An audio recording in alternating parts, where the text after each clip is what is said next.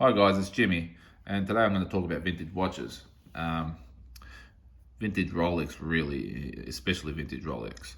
So I'm going to talk about my sort of journey with them, my experience, uh, where it's taken me now. So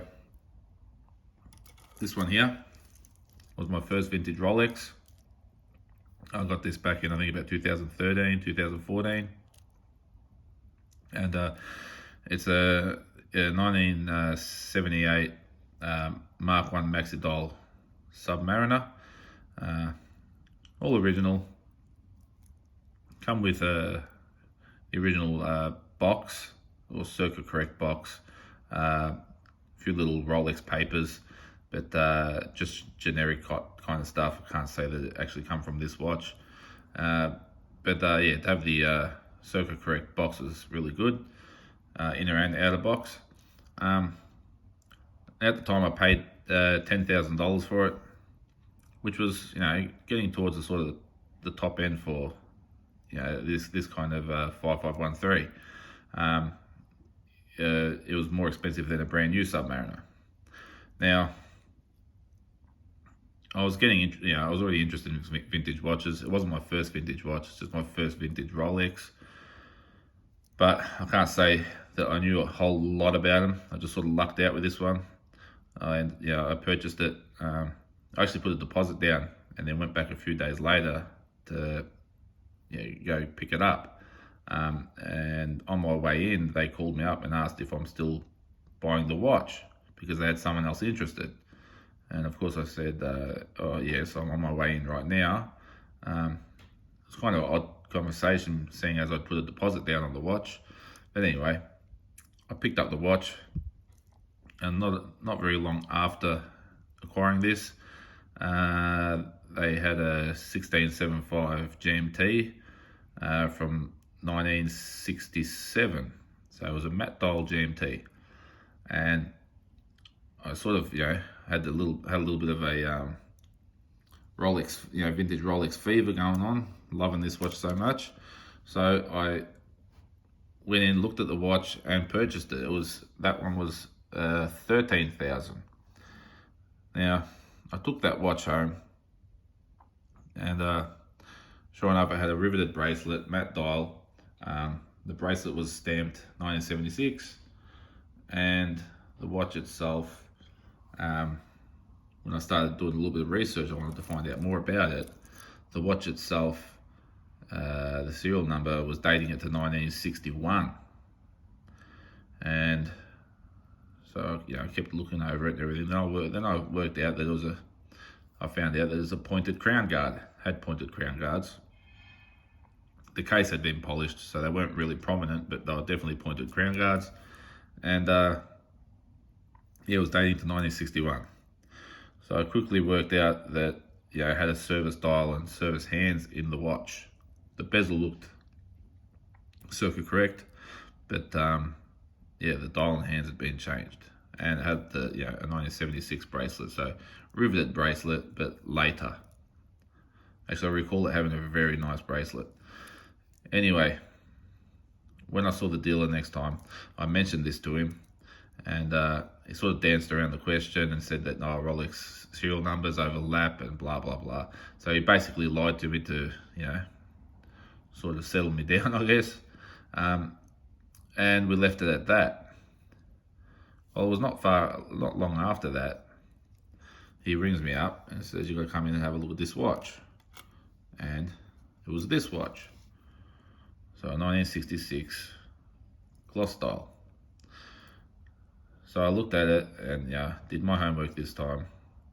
And it was an unpolished. It's an unpolished piece. Everything's original. Beautiful watch. And he goes, "Well, it's 20,000." Now at that time, that was very high. It was a high price, but it is an unpolished piece, beautiful condition. And I said to him, "Yeah, okay, but you must trade my my other 1675 back. So the pointed crown guard with the service dial. You have to trade that watch back." And I said, "There's one condition. You have to give me the purchase price. So I want 13,000 out of it." And he reluctantly agreed, but he said, give me the watch, I want to sell it first. He goes, once I've sold it, then you make up the difference. So amazingly, it was only about 2 weeks later, he sold the watch. And I actually know that he sold it for $13,000, so he sold it for what I paid for it. And I went and made up the difference on this piece here, so I gave him another $7,000. So for $20,000, I ended up with this piece. And I thought at the time, look, that's, I don't know, that's a lot of money for a old Rolex. Now fast forward to today. I mean, a perfect gloss dial like this in a nice thick unpolished case with the original bracelet, original bezel. We're approaching triple that price. And it probably is triple the price. So who would have thought at the time? I was just buying them because I really like them. I thought the aesthetic is cool. At the time, I had my authorized dealer I was dealing with. I wasn't buying new Rolex at the time. I was buying other things. And I mean, I could have got a new GMT, but I chose to buy these. Now, I guess luckily it's worked out a good little investment. I mean, this was always just just diversifying cash into things you like to, hobbies. It's not like you're taking loans out for them. If you are, I think you're crazy. But if you're diversifying a bit of play money and buying things like this and enjoying them, and then they just happen to go up in value so rapidly, it's it sort of changes your mindset a little bit into more reasons for collecting them, not just the one reason. You've got multiple reasons for collecting these now. So because now I look at these, so there's a $30,000 investment in these two watches, and I don't usually talk money, but I'm just saying it because I'm just talking dollars now because of where they've ended up. And in not all that long a period, from 30,000, I could possibly sell these for even to a dealer, 40 and 20, 60 to a dealer. If you wanted to sell them yourself, there'd be another 15 in it, I think. And it's just nice knowing that. So anyway, over these years, every time I'd buy one, they just keep creeping up. You got to pay a little bit more and a little bit more and a little bit more, but they've kept going up in that trend.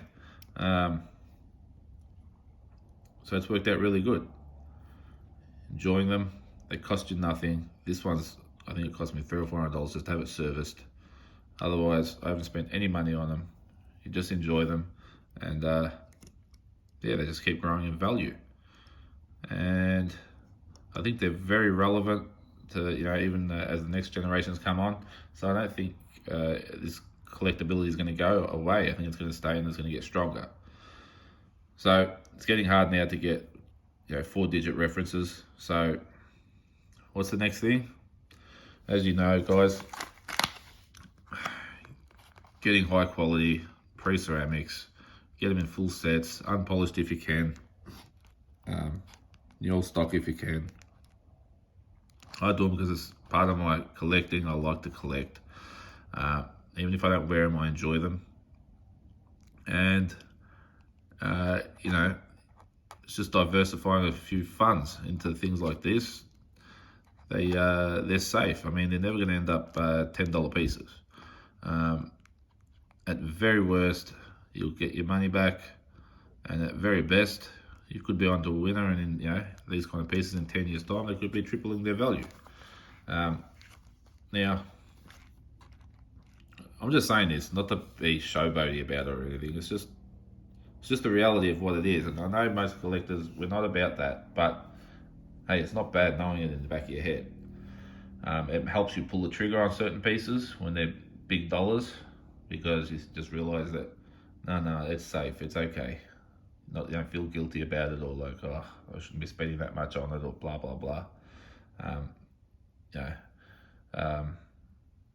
I mean, I don't take anything away from my family doing this. We all live very well, so I'm not hurting anybody by doing it. I'm not taking food out of my kids' mouths, or education away from them, or anything. If anything, I share this passion with them, and I'm always handing them to them as gifts.